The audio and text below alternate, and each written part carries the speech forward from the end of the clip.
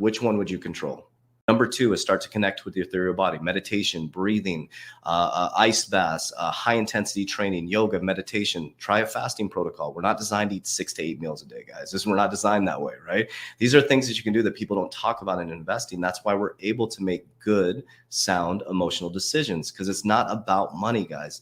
Wealth is here and wealth is here. And that's why I say at the end of my videos all the time, the reason why I'm the wealthiest man in the world, wealthier than Elon Musk, is because my relationship with God. It's a relationship. It's my frequency. It's my energy. It's very different.